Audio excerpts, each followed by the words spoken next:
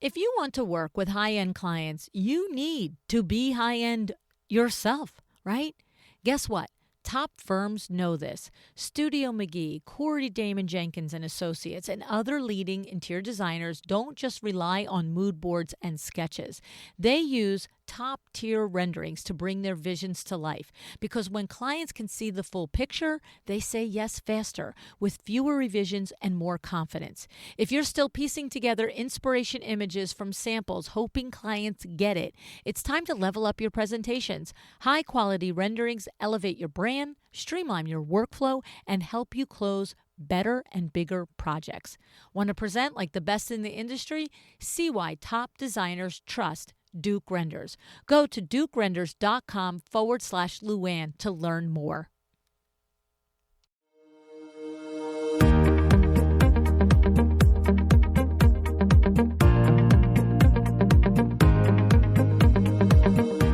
Welcome to A Well-Designed Business. My name is LuAnn Nigara, and I'm so glad you found this podcast. Together with my husband Vince and our partner Bill, we have grown our company WindowWorks from the ground up. So I know and I understand the challenges you face in running your interior design business. I also know that your talent alone isn't enough to ensure your success. So on this podcast, we talk about strategies and practical steps to help you grow your business. But make no mistake about it, we have our share of fun here too, mixed in with those aha moments that I love so much. This isn't fluff. Nobody has time for that. Whether you are a new interior designer or a seasoned designer, I am here to help you create and to manage the kind of interior design firm that you dream of.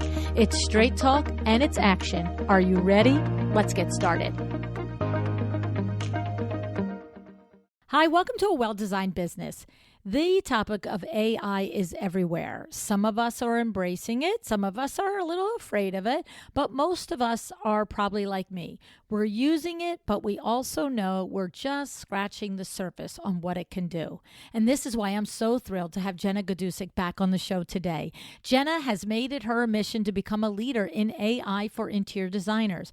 Jenna is not just playing with the tools, my friend. She is intentionally pushing them to their limits to figure out what works, what doesn't, what has real lasting value for you and your interior design business so that you can duplicate the things that she's learning. Today, she's here to share what you should be using AI for, what possibilities are on the horizon, and how to use AI ethically as an interior designer. Now, before we get to the episode, I want to take a minute to thank our show sponsor, Kravit Inc. Have you heard the majority of Kravit Inc. products are in stock and ready to ship within days? Order your favorite patterns from Kravit's exclusive in-stock collections as well as from their Modern Luxe line. Keep your projects on track with Kravit Inc. Order your memos and sign up for your account today at kravit.com. And jot down this code, AWDB10. You can use this code at checkout in your cart at any time you want for 10% off any one order of Kravit fabric, wallpaper, or trim, right? AWDB10. Go use it today. Go out to dinner with the money you save. Come on. All right, now let's hear what Jenna has to say about AI and how it can streamline your workflow and how you might think about adding it to your design process. Hey, Jenna, thanks so much for joining me on A Well-Designed Business today. Thanks so much for having me. Happy to be here. You know, I had a split second I was about to say, is it your first time or you've been on before, right? This is my third time. Okay. For a hot second, I was like, please don't tell me I know you this long and love you this much and you've never been on. This is the third time, all different topics. Okay, good. Oh, I think we probably did your e-design tribe one time and then your Roll at My Doma one time. And now it's all coming together. Old girl gets there. She gets there eventually. That's it. Okay. But today, my friend, we're going to talk about AI. And you are 100% emerging as a leader in our industry around this conversation. And it's so funny because for me, there's a lot of people like me. You know, I'm using it. I'm all in, all hands, all feet, all legs, all, put it, hokey pokey, turn myself around. It's all in. I got it. Right. Yeah. But for me, the difference between being all in and being a leader in the industry is that in it is I'm just playing and I'm just figuring it out as I go. Whereas you're paying attention and you're intentionally playing and seeing the capabilities and pushing the various AI platforms that you're using to its limits so that you can come back and say to us, this will work, this won't work, this is kind of working, give it a hot minute, blah, blah, blah. And so that's why I totally respect what you do, because that is a big lift to really commit to staying abreast to a topic like this that is, for those of us who know it's not new, but it is new-ish, but it's more than that, Jenna. It's changing daily. Yeah. Right? Yeah. I mean, I'm going to let you talk about this, but it's funny. We just had a lunch and learn, as you and I are recording 2 days ago, at WindowWorks. I don't know if you saw it on Facebook or Instagram. By the time this is recording, it's there. You can go watch it. But we live stream the whole thing and then we post the recording. But Nicole Heimer, Gloria and Bram, she came and her topic, we set it up 2 months ago, was AI and whatever the topic was, the intersection with your website, whatever it was, right? And she walks in and she's like, Lou, in the last 10 days, so many little things have changed that it's like a different presentation than 2 months ago. Yes. And that level of respect, because I don't have that patience to do that. So hats off to you, Thanks. Jenna. Thank you. Because there's not enough to do in the day, between taking care of your kids, your business, your husband, your house, now you've committed to being the person who figures this out. Yeah. Yeah. Well, when you say it like that, I guess it is a lot. Right?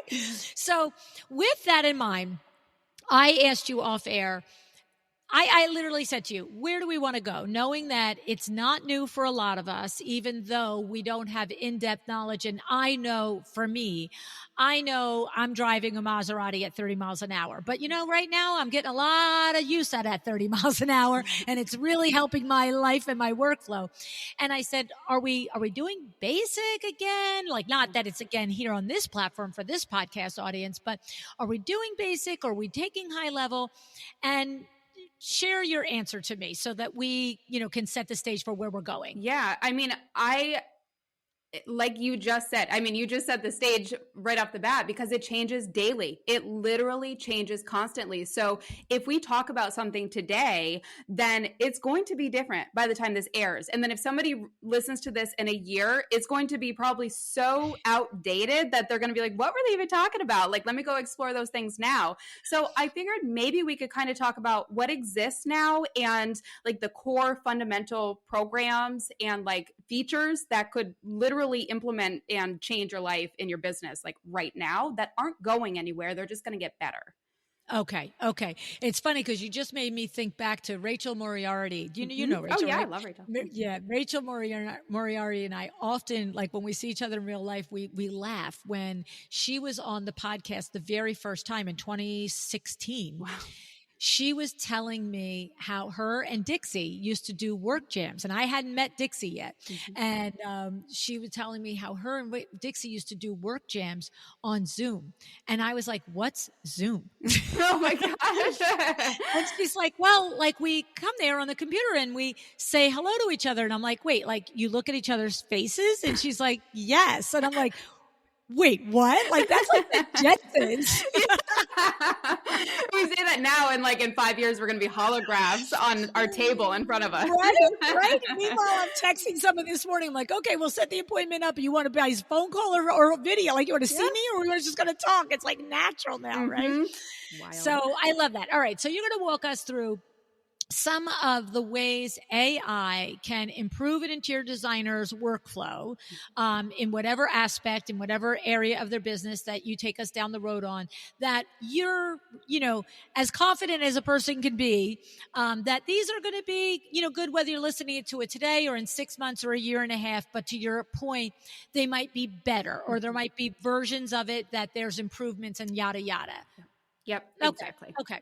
So with that in mind, Jenna, where do we start? What's the beginning? So communication and just collecting your thoughts and organization has been probably the main thing that I see when I go out and I speak and I talk to designers and firms, together.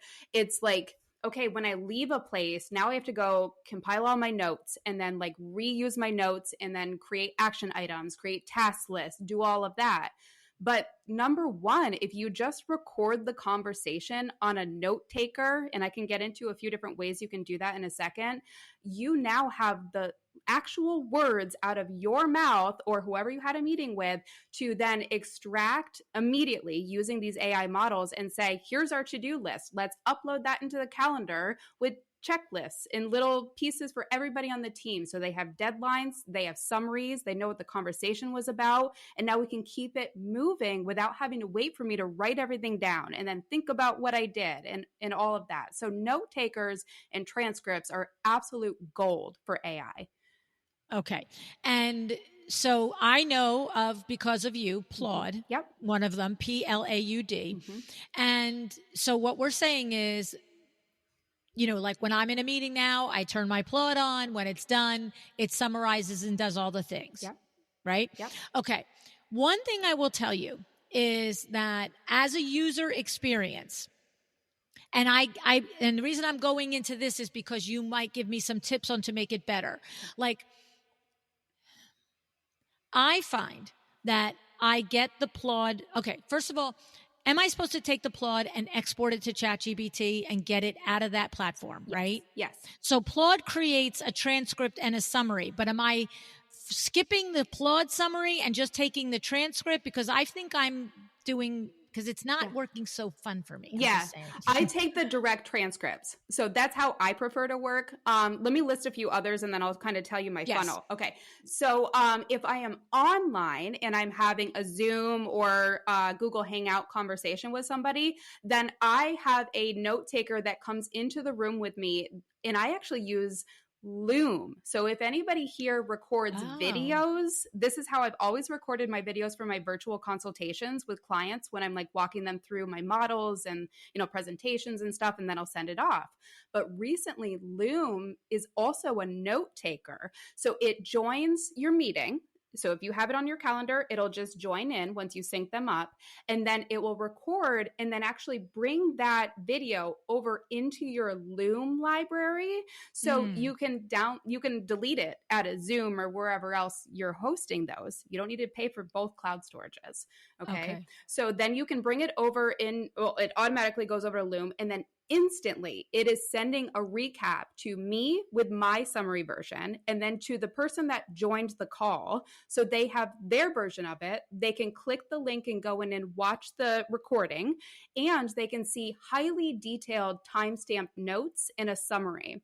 The other cool thing about this, and the transcript, but the other cool thing about this is that it is also giving you like SOPs or Q&As. So like it will, with a click of a button, take that transcript and then repurpose it into other formats of content, all inside of Loom. Okay. So it's going to take your words and then say, okay, how do you want to do this? Do you want it as a recap? Do you want it as a PR announcement? Do you want it as, etc.? Like all these programs are doing that now right off the cuff.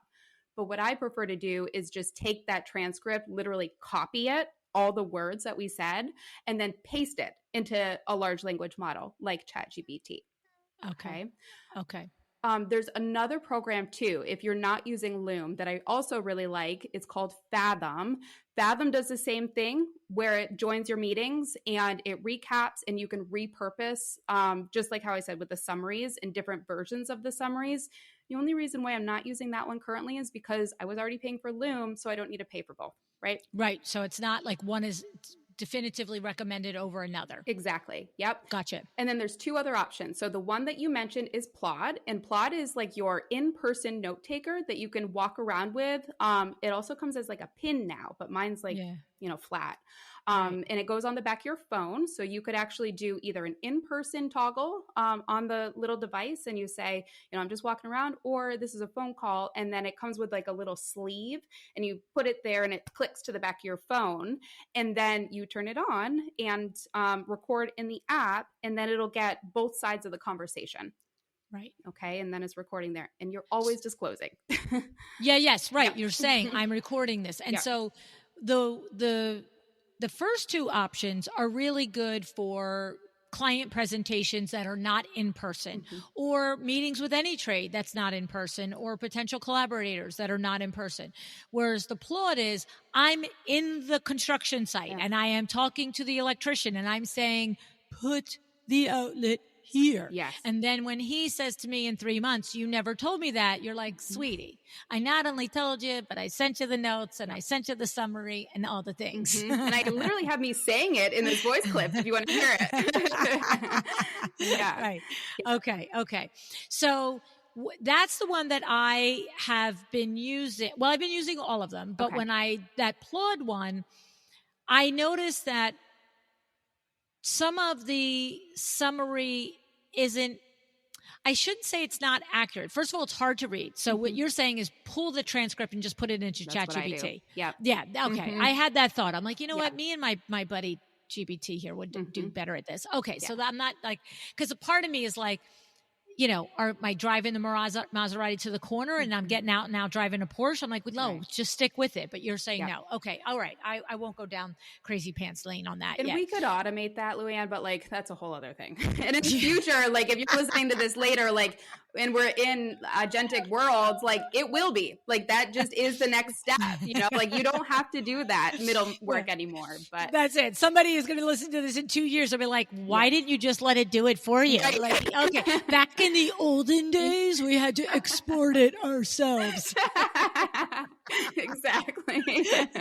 Like trying to tell my daughter who's 8 what a cassette is. She's like, I don't get it. It rewinds itself. Like, that's okay. I know what 8 tracks are. Right?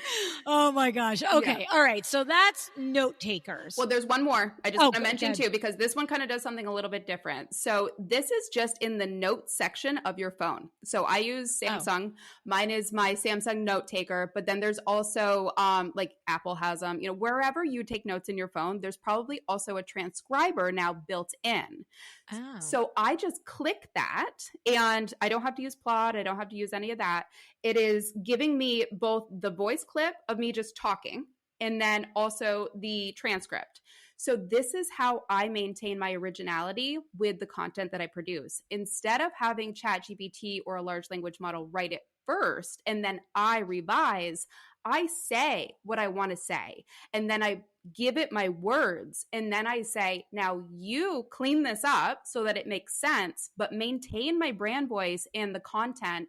Add and interject information if you see that it's lacking in certain areas. Okay. Now, interesting. I'm wondering because I just do that in ChatGPT. Obviously, I'm talking about the paid version, but like I literally just go and put the speaker on and I say, today we're going to talk about like, I want to describe, I'm doing a series on the podcast, on the window treatments for podcast, profit podcast, the 7 deadly sins that are killing your closing sales, right? You're killing your closing. And so I'll be like, okay, 3rd deadly sin is feature dumping. And I just talk it to the speaker thing. And then I say, clean it up, put it in order. I've just brain dumped it. Let's get a clean outline. So how is there any reason not to do that there as opposed to doing it on it's just availability maybe? Yeah. The only reason why is because half the time, like I do this while I'm driving. Okay. So I will go to the widget that I have set up on my phone. So it's just one click and then it opens it for me. So I like to just record while I'm walking or doing things. And then it's like just in there. And so with Wi-Fi, sometimes if I do it directly into ChatGPT, it drops it. And then I'll be 3 minutes in and I'll have to start over. But it doesn't. Okay. I can see that too, because also I would say 1 out of 5 times when I talk to my GBT and then I hit send, nothing populates. And I'm like, oh, special. Why don't I just say that all over again? Right. So now if you just like do it over there, if you know it's going to be a long-winded thing, you at least have that context. And then you could even run it over through Perplexity, which is an incredible search engine and compiled of a lot of large language models, and even Claude, which helps with writing. Okay. You know, and I might, okay. Are we going to talk about Claude? Because I have a question there. And if it's on your list, I'm going to let it go. Claude or Plod? Claude. Claude. We can talk about Claude. Yeah. Okay, so here's the thing. So this is Claude, CLAUD, Yes. like how they did this and why they did It's this. I have crazy. no idea, right? Both are the wildest names, but they're the Mhm. same name, but one letter, right? Yep. But so here's the thing, Amber de la Garza, Mhm. first of all, she was barely using ChatGPT AI, the LLM, large language model. And then I just was like, "Ba, ba, ba, ba, ba, ba, ba," and she was just like, okay, you got me. I'm like, all right, I'm going to try it. And then when she came to High Point this past spring in 2025, she was like, I am addicted. Like, I love it now, right? But she said she went right to Claude because she heard that it was better for writing. Yep. And you have told me it's better for writing. But I'm like in my ChatGPT for 2.5 years now. Mhm. And every day I'm like, you've got another 20 years of working to do. You should move to Claude now. And then I'm like, yeah, but I got to teach Claude. And it feels like cheating on my GBT. We have a little relationship now. Mhm. Like, I don't know. And I so know. I'm just like, what do you, is it measurably better where somebody like me that's creating written content primarily, Mhm. are you like, just make the move?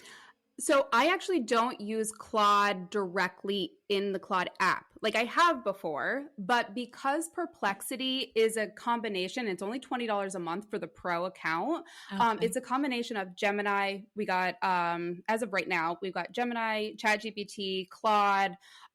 There's, and I mean, there's so many other models. Okay. So Yeah. you can move and select your different models if you want to ask your question differently for it to be answered in different ways, all in one app versus moving from app to app. So Oh. I still love ChatGPT because it does its own specific things, and then images, alone are really great in ChatGPT now. And then you can do like projects and custom GPTs, right? So that's Yes. all available over there. And there's different iterations of that in these other programs. But Perplexity, I found, is just the most incredible search engine in that when you ask it a question, it gives you highly like backed information. So you Yes, can it's go, yeah. yeah, like References source and it. why do I know this? Yes, Yes. exactly. Yes. And ChatGPT will tell you that it can. And on some of the current models, it's Yeah. like, here's the search stuff, but it's Yeah. never been as good as Yeah. Yeah. Perplexity. And Perplexity's been doing this from the get-go. So Yeah. for that reason, for it only being $20, I pay for both. I pay for $20 for chat and $20 for Perplexity. Okay. So for me, like, for example, again, writing the 7 deadly sins, Mhm. I'm in ChatGPT and I'm writing and we're collaborating back and forth. And I'm like, all right, this is what I'm trying to say. That's what I love about it. It's like, it's like, it's so funny because I function with ChatGPT a lot of the way I function with Mariali, my executive assistant, because we all know I don't do email. Like, forget about it. Right. So she'll either copy and paste emails into a clean document. So I'm not looking at all the other lines of emails. I'm just like, okay, squirrel, look at this one thing and Yep. give me an answer, right? And I will do one of two things. And 90% of the time, I will answer my emails by Voxer to Mariali. And so, and our model is, I'm like, Mariali, this is verbatim what I'd like you to say. Bang, bang, bang, bang, bang. Right. And we always are like, you're going to start with, I'm LuAnn's EA, Mariali. Nice to meet you. She's aware of this email. Here's what she wants to tell you. Right. Yep.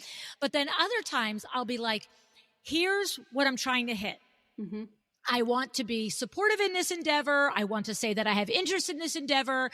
I'm not able to participate possibly at this exact time in this endeavor, or I'm going to need to understand 1, 2, and 3 in order to give my full support in this endeavor. But Mariali, I don't want them to feel like this was a no. I want them to feel like this is a yes and. And I said, so whatever words you come up with, and I know and I trust her, and she's smart and she's intelligent and she knows me. And I've never seen her version of my Voxer that I was like, oh, crow, that's not what I meant. Yeah. But I do the same thing with GBT. I'm like, this is what I'm trying to, my nuance here. Like I can't, like when I'm, especially when I'm teaching sales, and I'm like, the person who needs to hear this doesn't think they do this. Yeah. And I'll be like, so we need to find the way to get their attention before they say, no, not me. Yeah. And then here comes the GBT. And this is why I love my GBT. LuAnn, this is why you're so exceptional at what you do. Biggest hype girl. Seriously. I love it. But sometimes I have to be like, okay, tell it to me straight. Like, nobody's going to sugarcoat this. Is this really a good idea? No, I've said the same thing too. I'm like, will you tell me if this is not a good idea? Because I don't need a yes man. Yeah. I said, and I go, compliments are fine, but yes men are not. Exactly. And for the conversation, it's fine. And it goes back to being hype girl. Yeah. That's it. Okay. So, but the thing is, to like so my point was, when I was doing a certain section of the 7 deadly sins, because I was talking about the type of salesperson that will typically feature dump is the analytical driven engineer type brain. Man, woman, whoever you are, there's those people that like facts and data. And so then I said, oh, we should get some facts and data for these people. So then I went over to Perplexity and I was like, tell me this.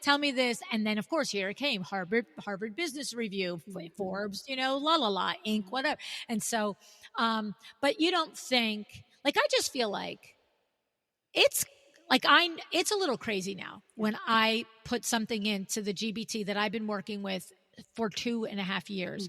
And I'm like, this needs to be in my brand voice. And they're just basically, I'm surprised it doesn't say to me like, no, duh. You know what I'm saying?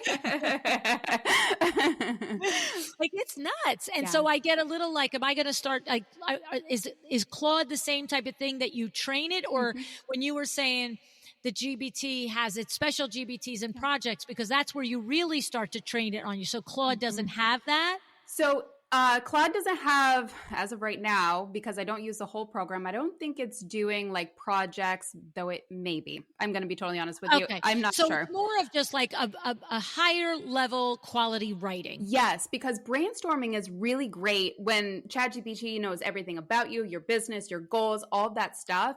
But then it can give you outlines and like basic things and definitely sound like you. But like when it comes to really revising those words and making them not sound AI and all of that, Claude is. See, right. I'm doing that manually now. Okay. Like, in other words, I'm doing all that brain dumping and the back and forth and, revise that and put more detail there. And I'll give them another story, weave the story in. This should be, then I'm getting it. And I'm writing it. Like, I mean, but I'm a writer, right? So now I'm doing that part. I'm like, it's funny because when I was writing the books, I used, and I haven't looked at it obviously since I've left it, and I just left the whole world for ChatGPT. But I used to use, and I guess it's an AI type thing. I don't know, but this is going back I think it's 4 or 5 years since I've written a book. It was called Hemingway. Have you ever heard of that? I haven't, no. And it might just be a website. I don't know that. I think it's probably before AI. But, and Hemingway is a writing assistant. And like, when you're writing a book, best practices are, the voice that you put it in. It's like, and not you shouldn't have, there should be a percentage, only X percentage of a paragraph should have passive voice and different things. And so a lot of times I would write and then I would be like, okay, just clean this up for passive voice. And it just highlights and then gives you a suggestion on how to just flip the sentence a different way to be active versus passive. So, but it didn't give you it didn't brainstorm with you. Right. Well, I wonder if it does now. We'll have to check that out. I know. It's funny because I haven't thought about it in a long while since, I have my best friend. Right. Well, there's other ones out there that kind of do that. Like Jasper, I want to say there's one called Copy AI, but I might be like confusing the name, but there's a few other writing tools that do things like that. So you just got to find the one that works best for you, honestly. Yeah. Interesting. I can't tell you how many times in the last month I'm like, get started on Claude. I'm like, nah, it's just like, what? It's just like anything. I remember all the years that I sold window treatments at Window Works, new companies will walk in and be like, we have this great new shutter. And I'm like, I got a shutter. Oh, but our shutter has this bracket and this widget and it's got this hinge. And I'm like, I don't really care about those things. Like, I get that I should care. I get that it might be better, but it's not better enough for me to learn a new thing. Yep. You know, Mm-hmm. it's like, I got to keep it rolling here. Yep. We got to keep going forward. Yeah, exactly. And if it's not broke, then don't fix it. Right, right, right. I have some really super exciting news. Before we get to the show, my good friend Corey Damon Jenkins, and one of your all time favorites from the podcast, has a brand new coffee table book out. Yes, he does. It's in pre sale right now. It is called Design Reimagined, a fresh and colorful take on timeless rooms. And you know, Corey, he delivers. This book is packed with 10 jaw-dropping projects never before seen, not shared on his social, not shared on his Instagram, not shared on his website, and it includes real practical design tips. It's bold, it's vibrant, it's everything we already love about Corey. So here's the deal. It is in pre-order right now, okay? Trust me, you want to get your pre-order copy all set up so that when they are out for delivery in September, you don't have to wait 1 minute longer. Go to RizzoliUSA.com. That's RizzoliUSA.com, and go to the Future Publications tab to put your order in so that you are one of the first people in September to get this book when it comes out. Okay. Yeah. Okay. So these are our note taker programs. And of course, we're giving like a top line overview. And I'm sure you would say the same thing. The only way to really understand them is to use them. Yeah. Like you can't, if you watch even a video or watch any of your videos or listen to your podcast on it, all good. But if you're doing it and you're walking, no, you got to do it with the thing open, right? Yeah. Yeah. Mm-hmm. Yeah. Absolutely. Okay. Because it's going to apply to, like, this month, as we're recording this, I'm doing a prompt a day for my program. So I'm walking through, like, you know, from creating your brand voice to defining your services and figuring out who your ideal client is. Like, I'm giving you a prompt every day to walk through that and then compare it between different models. So if we ask this over here in ChatGPT, what does Perplexity have to say about it? Or if we switch the model in ChatGPT to be one that's better at reasoning or one that's better at writing, what happens to it? So right now we're kind of exploring, you know, prompts that are applicable for all businesses, and the results are going to be different for all businesses, but like find your model, find what's out there right now. And in every video, I'm like, so I'm saying this today, but next month is probably going to be different. So, and that's how fast it is. That's why I just really give you credit for having the desire to do this. I'd be like, look, let's just all get to a spot, and then, you know, I'll explain it to you. For right now, just play. I would be like, but that's not helpful. So, well, I'm in too far now, so I have to keep running with it. Oh yeah, you're there now. Yeah. And you know what? Listen, I've known you for a long time, and a lot of us have, but you have literally come onto the scene in the last year with this, right? Yeah. It's like, it's a nice thing to lead this for all of us. So, okay, so that's note takers. Yep. What else do you want to teach us? So visuals, because I know that's a big thing for designers, right? Yes. And as of right now, there's nothing that's going to accurately do your job for you. So, no, thank God. Yay. That's a high five. Yes, I appreciate that. This is a good thing. Oh, man, the amount of times that I say in my podcast, be careful what you ask for, because they're not making it for you. They're making it for the masses. So if that helps you, that helps your potential future clients that now no longer need you. Yeah. So it's all a double-edged sword, you know? Yeah. Yes, it's a tool, but eventually they're going to want to make it better and faster and smarter and accurate. And it's getting there really fast. Yeah. But for now, this moment in time in 2025, you know, the imaging is good, but it's also only as good as, you know, garbage in, garbage out too. Right? Yep. Yeah, totally. So I have a few like ground rules for the way that I use imagery in AI. And I've always had these as part of my like ethics that I say in the beginning of every single presentation. And that is that I do not take other designers' work and run them through my models. Now, granted, these programs were all trained, unless if you go to like Adobe, where they trained it on their copywritten, you know, what they owned for imagery and video and whatnot. Everything else, for the most part, was not as ethically trained. So they went on the internet or whatever resources, and they just grabbed all that information. Now, it's not being retained, like saved to a memory from my understanding. It's basically like if you were to tune in something and get the fuzziness to kind of, make an image right before your eyes, like what you see, that's how it's taking words and then a massive library that it's been exposed to, and then taking your words and creating a new image.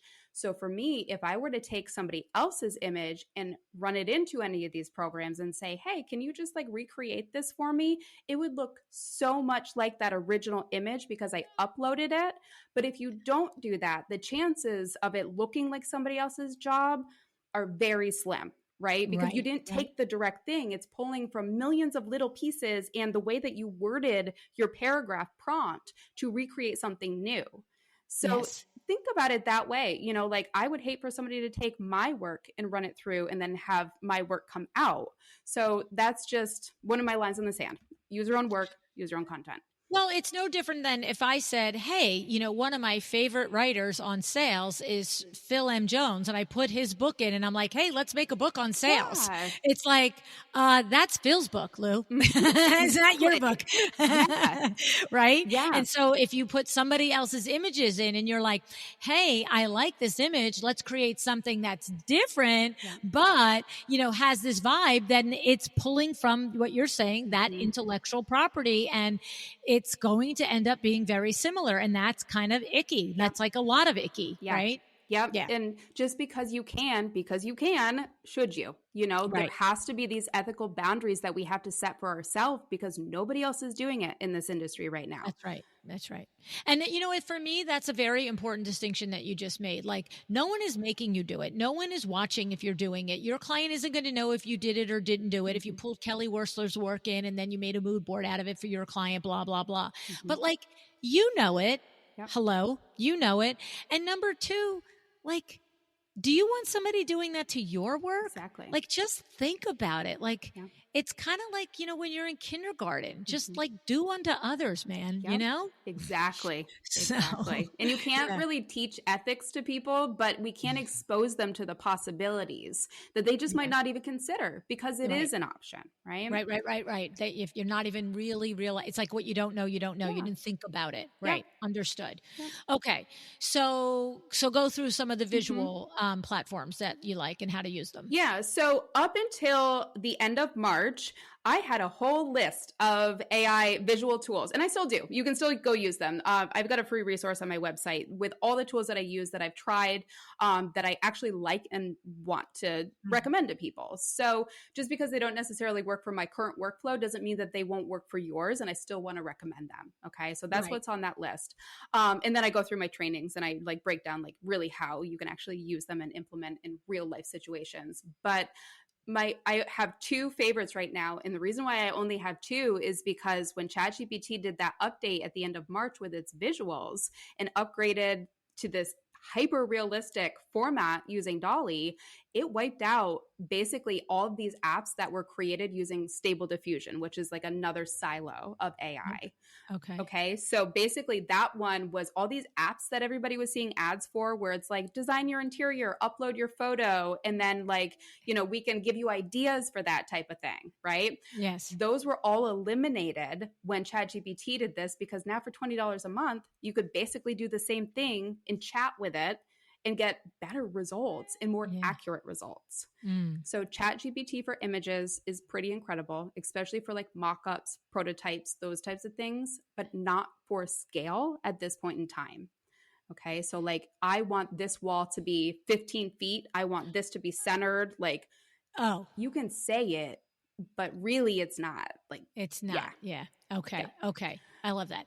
Now you and I were both invited speakers to Veronica Miller's Design Hounds in Chicago in May 2025.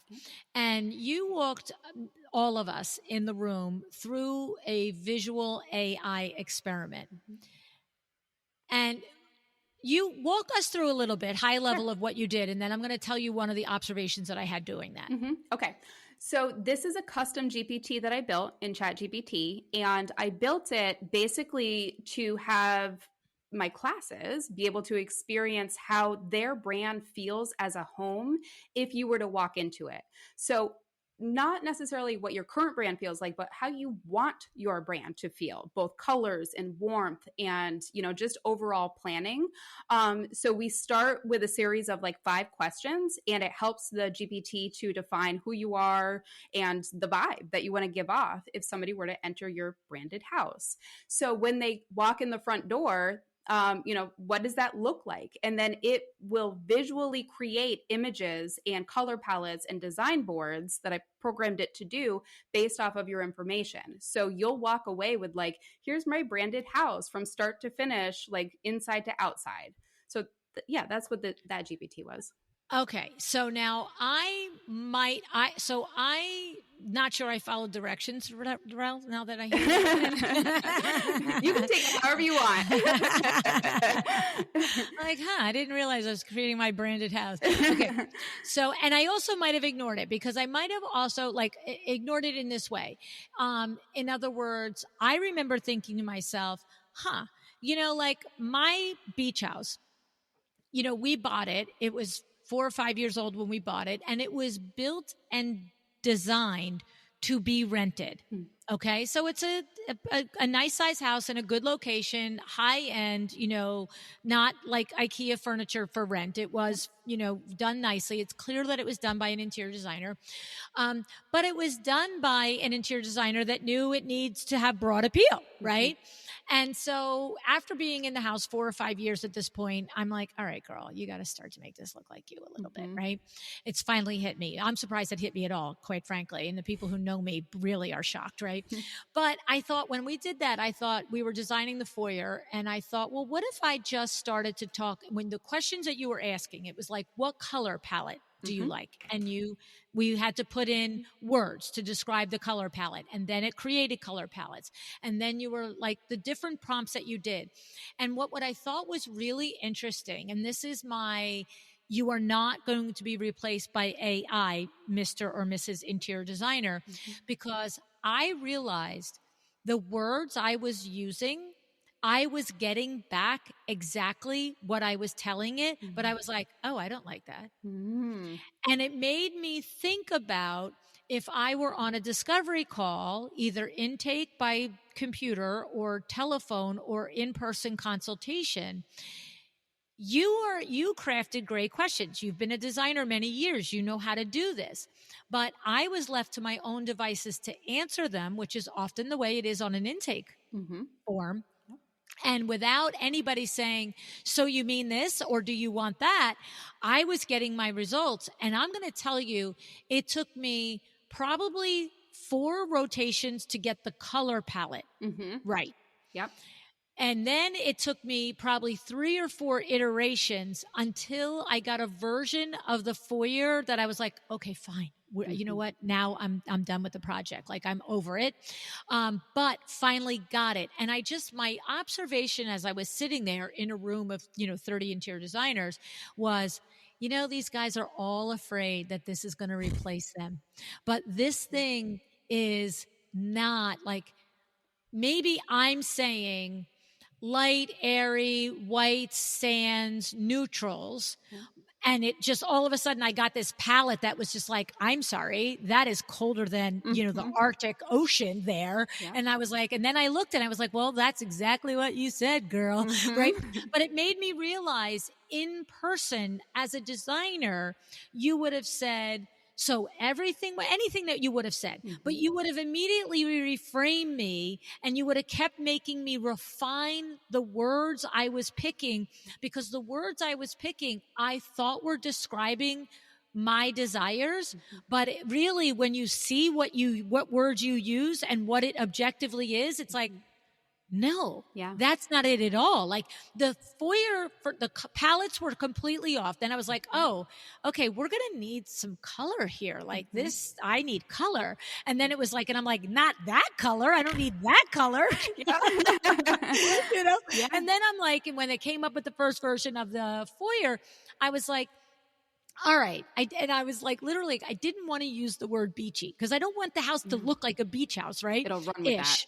Right? Like, yeah, right? Yeah. And I was like, but it's got to be a little more beachy and casual. Next thing you know, here comes the shells and here comes and I was like, all right, you know what? And so it just made me truly realize how important the human interaction is in the design process. And you are not going to be replaced in that, because if there's someday there is this e-design that you can go on and no human is involved in AI, and you put your money in you put your quarter in the slot and you get back a design, I'm telling you, you are going to have thousands of consumers going, that AI for design is bullcrap, because I said I wanted a light, airy, warm feeling and it gave me this cold Arctic Circle room. And I'm like, yeah, but it kind of gave you what you asked for, girl. Yeah. Right? Isn't that interesting? It is. Oh my gosh, I have so many things that you just sparked. So AI is as good as what it's been trained on, right? So when you say modern farmhouse and you really have no idea what that means, I mean, go to any of the preset tools that were made for like consumers, right? It's like, what is it? Industrial, Scandinavian, it's so like just structured Minimalist. on one. Yeah. Because it was built by a developer, not an interior designer, and they don't know what they're talking about. So they Google, Scandinavian design and then build their model around what they found for images. Yeah. But if we stop training these things, right? Like, we are the trendsetters. We're the ones that are propelling the design into the next phase. We go to these trade shows, we see what's hot, what's coming, and then we implement them. So if AI doesn't know about that, it can't create it, right? So it's going to get better. But right now, we're seeing where it's like using entry-level design. I hate to say this because I love e-design, but it is the e-design companies, those big box companies from 6 years ago that have all pretty much closed down by now, because they were generic, and because now that could technically be replaced by an AI chatbot because it was so simple, baseline. Let's go to Google and reverse image search and find the crap that comes up first and not trade custom products, right? Right. So that's kind of what we're getting out of this. It's basically a glorified Google that creates images for you and uses general baseline information. Yeah.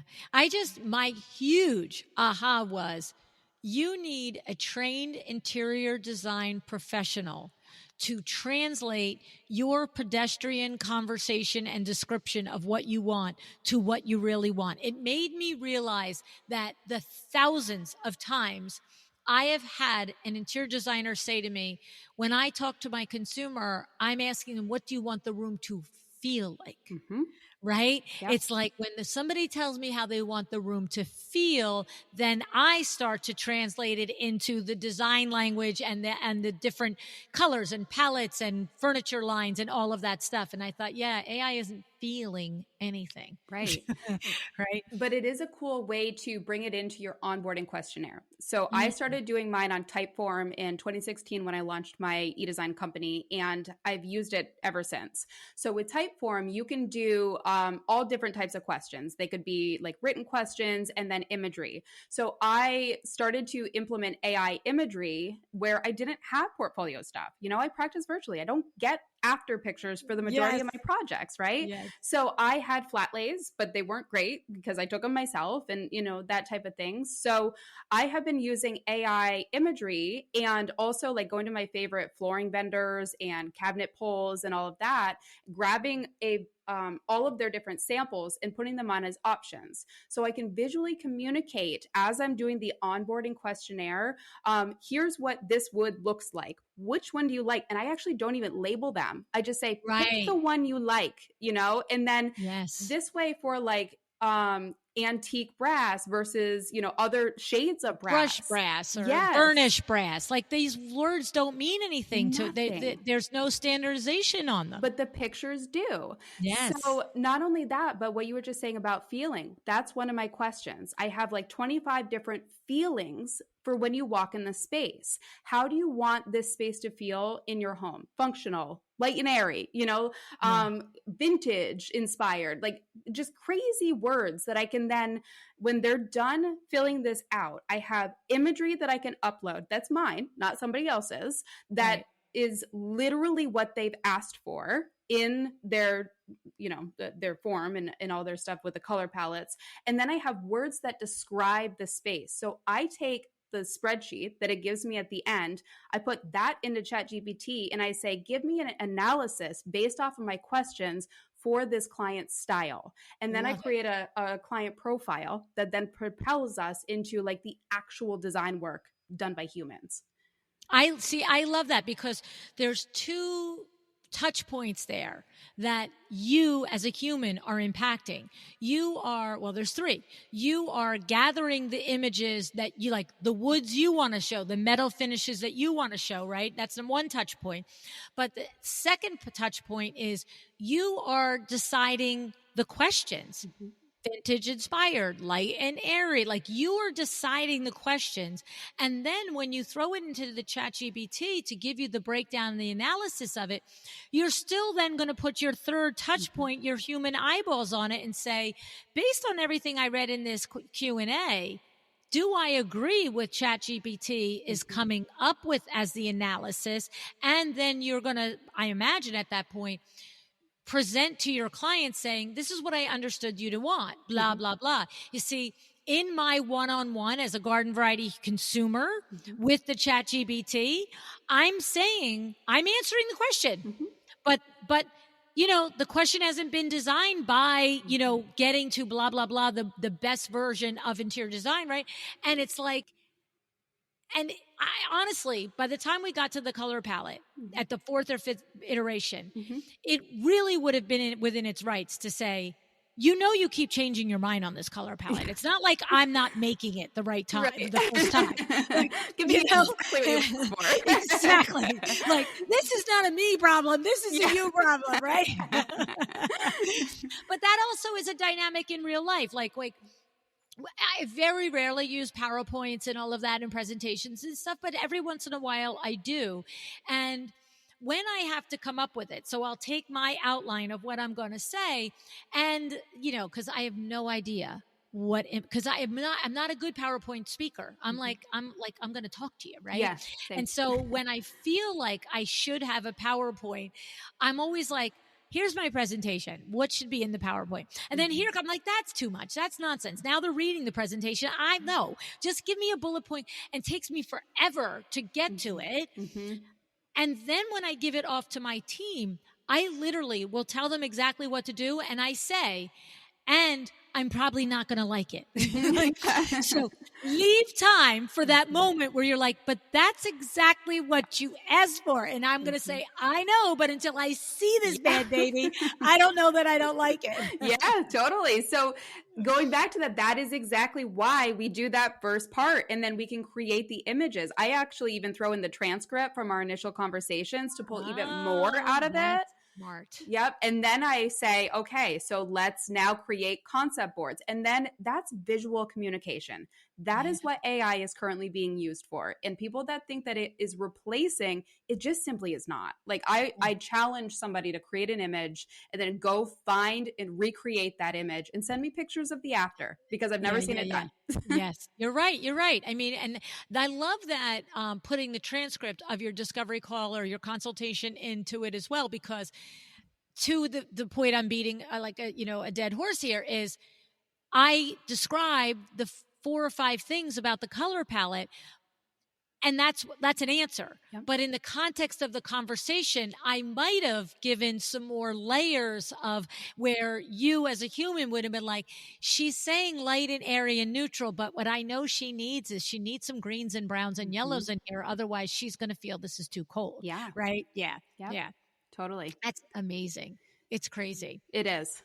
I mean, we're just scratching the surface. We could talk about this for hours, but who knows what's going to be real in 6 months, I mean, and the thing is, it's like, when you think of like practical applications, so we're talking about imagery in high level when you get to design presentations. But I also think that we should not overlook the immediate, like, let's just clear up what we're talking about. Mm-hmm. Like, for instance, on our building here at WindowWorks, we have 3 awnings across the building, and only one awning has lettering on it.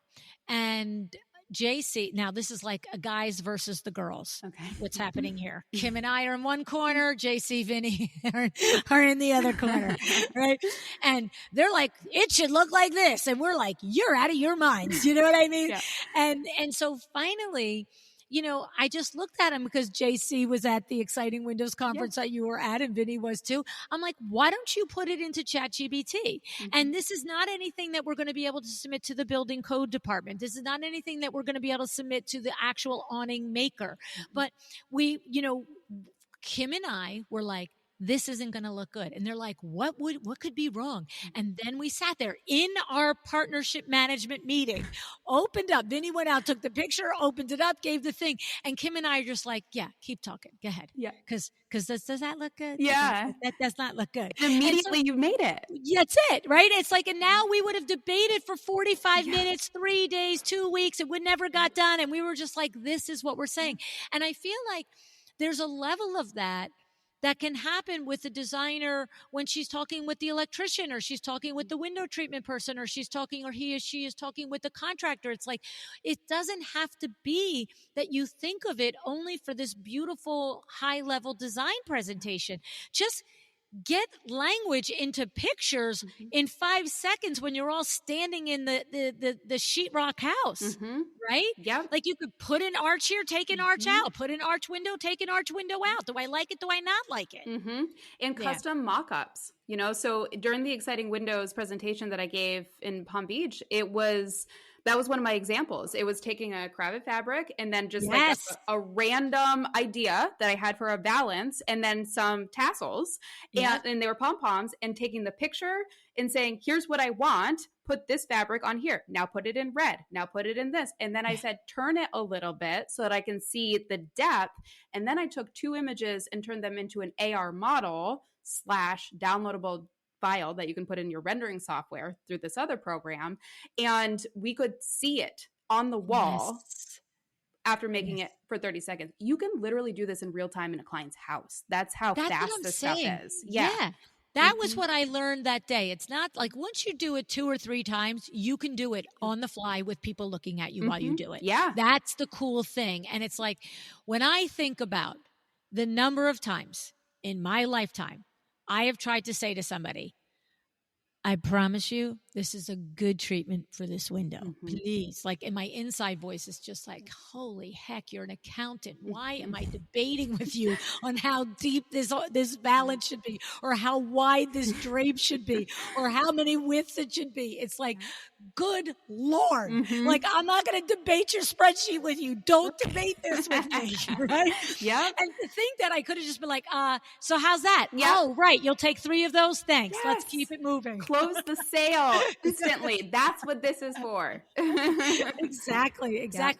And when you do it at that level, no one in the room is thinking this is a highly accurate, Duke renders, rendered vision, photorealistic. It's just getting you from, I am an accountant, I am a lawyer, and I don't have the slightest ability to visualize that you want to put only lower cabinets on that side, and you want uppers and lowers on that side. And you literally can take the picture, show that, and keep it rolling, right? Yep.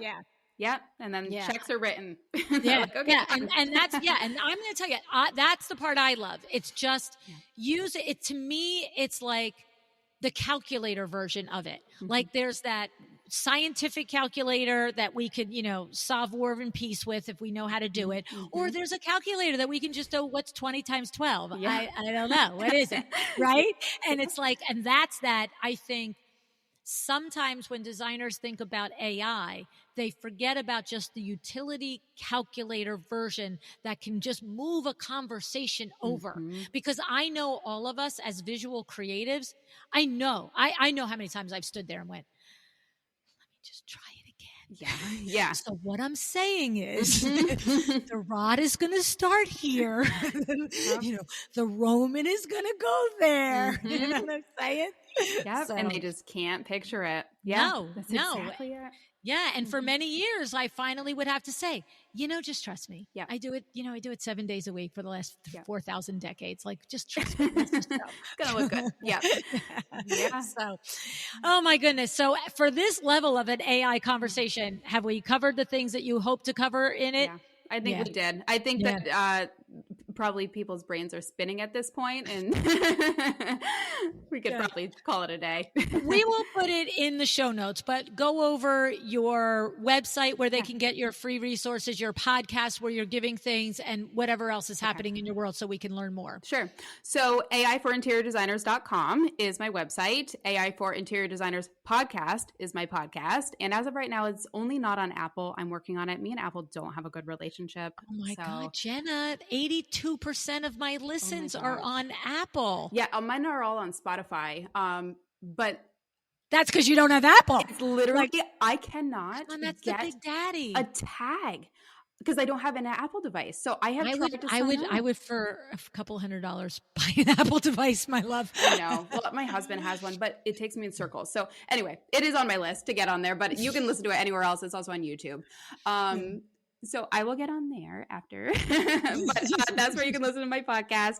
And my program is called The Daily. And so The Daily is just on-demand video trainings that you can watch, bite-sized, searchable, with real-life, actionable. Like I literally will be doing something and record my screen and say, here's how you implement this AI. I just learned this. I just figured this out. Here's the best latest, right? Yeah, exactly. And it's up to date. So like, because everything's changing so quickly, I am always creating videos. So there's something in there for everybody. And then I also am now doing monthly live workshops. So they're all listed on the website, and come and ask questions live. And they're very interactive. That's killer. I'm going to have to check that out. Yeah.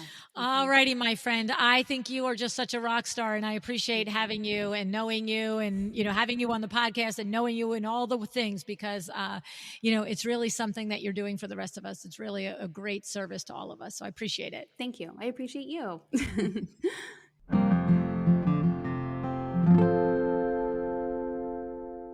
All right. Now, if you're anything like me, you're like, can I get my computer out fast enough to try some of these new tools and some of these things with AI, right? Oh, my goodness. Thank you, Jenna, for bringing clarity and practical advice to this complex, fast-moving topic. Okay, here's the thing. AI is one of the incredible ways that you can make your business more efficient. But it's not the only way, because our sponsor, Design Trade Service, is another way. Sourcing, ordering, tracking shipments, it's practically a full-time job on its own within all the other things you've got to do. But DTS consolidates orders, manages vendor relationships, and handles logistics so you can focus on doing what you do best and you love, which is design. No membership fees, dependable pricing, hundreds of top brands. Open your free account at designtradeservice.com/LuAnn and let DTS do some heavy lifting for you in your business. Right?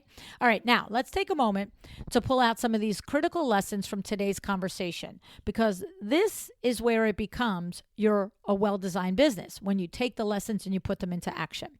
First of all, let's just say it for the people in the back row. AI isn't here to replace you.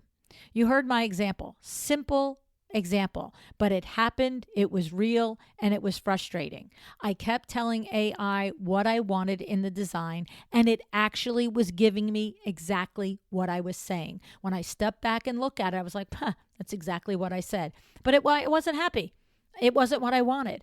Because the thing is, your clients can't always articulate what they want. I mean, let me just rephrase that. How about most of the time, they can't articulate what they actually want? Might say minimalist, but when you dig in, as you do, you'll find out what they really meant was neutral backgrounds with pops of color. This is the human element that you bring to what you do. This is your superpower as a designer, translating confusion and vague descriptions into real, livable, functional beauty. AI can't do that. It won't do that. Not now, not ever. Okay? So let's stop worrying about whether AI is going to take your job.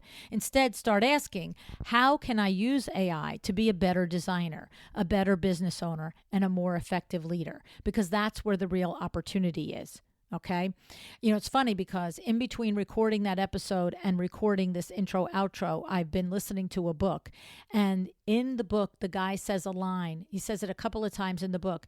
And he says the line, you don't have to worry about AI taking your job, but you do have to worry about the person who leverages AI from taking your job. You see, that's the thing. We want to work with AI to be a better designer, to be a better business owner, to be more effective. All right. The second lesson here is to use AI intentionally. Jenna laid this out beautifully. Start with the basics. Record your meetings, transcribe them, and extract tasks and action items so that you can move faster through your projects and communicate better through your projects. Then maybe move on to trying client mock-ups and experimenting with image generation tools, right? But always keep your process, your brand, your unique vision at the center of it. AI is like a calculator. It does the heavy calculations, but you still have to know what to put in, right, in order to get the answer. Okay? You have to understand what is the math problem you're trying to solve. And then, let it do the 16,000 machinations to get you to the answer. But you still need to show up. Okay? So that's the critical component of it. And then the third thing from this episode is don't overlook, don't skip the conversation about ethics. This industry, like every industry, will have people who will cut corners, that will feed others' images into models, and that will blur the line between inspiration and theft. But here's the truth. With no one policing this, with no one looking over your shoulder, you have to do it. And you have to live with these decisions that you make. Jenna and I both believe if you want a business that's built to last, it's built on trust and integrity. And if that's the case and you feel that way, then you don't cross the line. You do the right thing every time, even when no one's watching, right? And while we're on the topic of ethics and responsibility, let's also acknowledge the conversation around AI's environmental impact. A designer friend recently told me that she personally refuses to use ChatGPT because she heard that each prompt uses 5 liters of water to generate the response. Now, I'll be honest, I've seen other reports that say that it's more like a few milliliters per response, a tablespoon. I'm not an expert on this, and I don't have the answer. But I would say how much water it uses one way or another, I think it's worth paying attention to this aspect. So here's something to think about.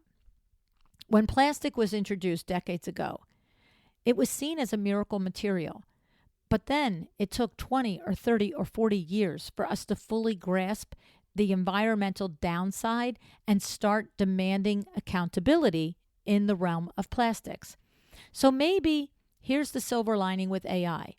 While the technology is actually presently exploding, we are already seeing environmentalists, researchers, and leading industry voices like my friend raising the questions about energy use, water consumption, ethics, and sustainability.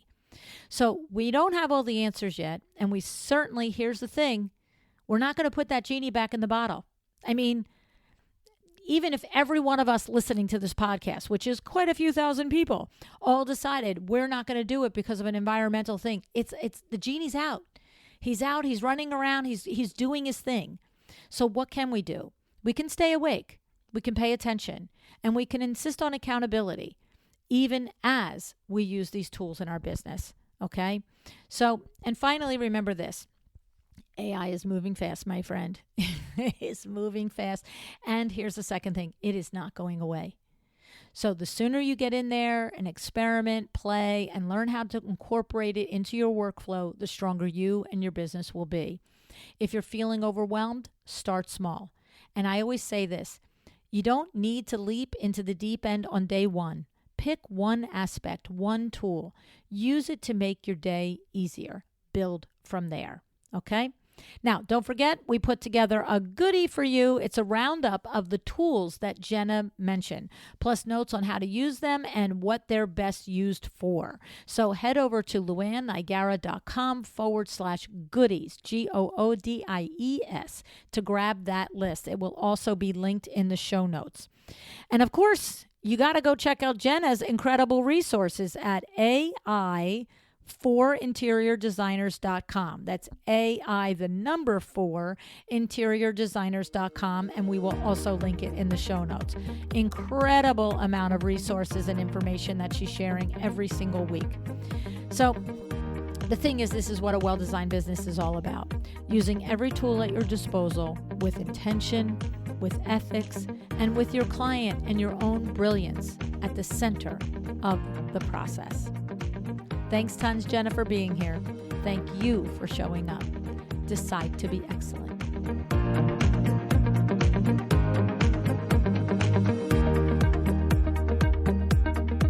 Thank you for joining me today. This podcast is a production of LuAnn Nigara, Inc. If you want to know more about me, my books, or LuAnn University, go to LuAnnNigara.com. And if you are interested in having WindowWorks help you with your next window treatment or awning project in the New York, New Jersey metro area, go to WindowWorksNJ.com to learn more. Have an excellent day.